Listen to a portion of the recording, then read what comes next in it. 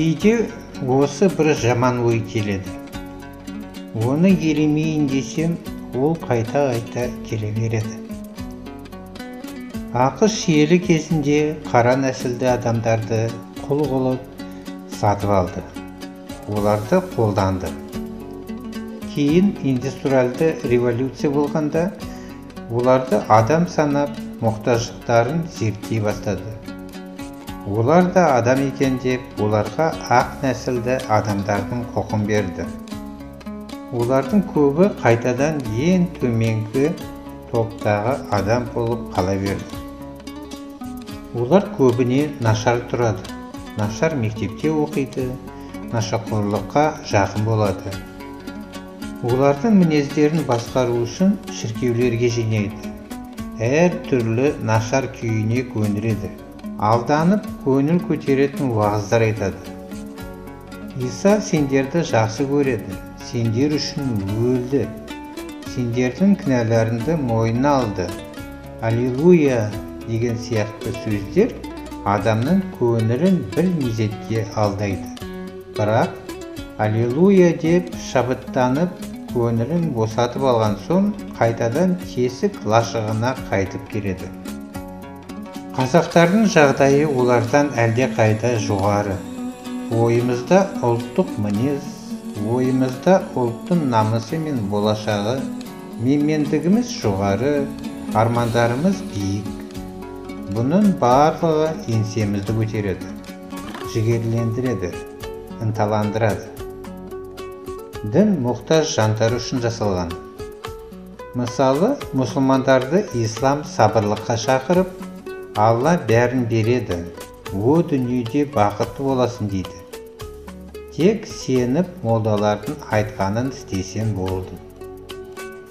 Буддизмде мұқтаж жандарға адамның қайғысы үміттенуден болады. Үміттенбе, қалама ештеңе, күтпе, сұрама, бірден қайғырмайтын боласын дейді. Сонымен айтайын дегенім, дін ақш елінде кедейлердің наразылығын басып келсе де, мүмкіндігі жетпей жатқан сияқты. Бүгін көптеген өндіріс көп адамды қажет етпейді. Білімсіз адамдар ақшта да өте көп.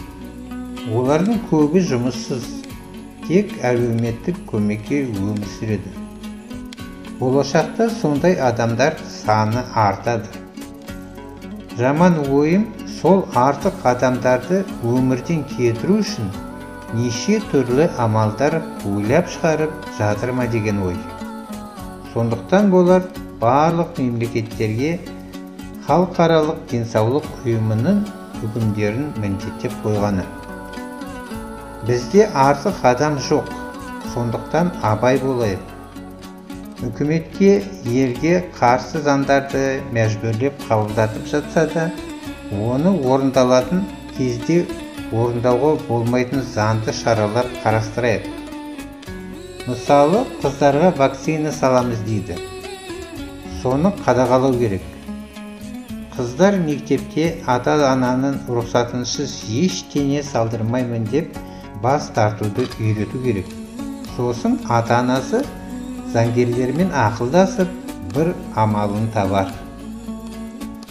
Сәбилерге салынатын егулерді де өте мұқият назарға алу керек.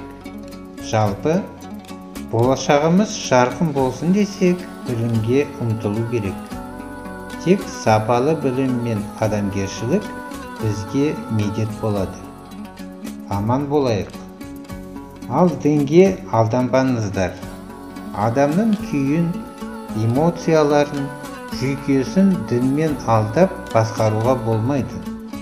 Онда да шын теңіз білімдер бар. Оларды тәңіршілдік тақырыбында көтеремін. Тәңіршілдік өзіне ие болуды үйретеді.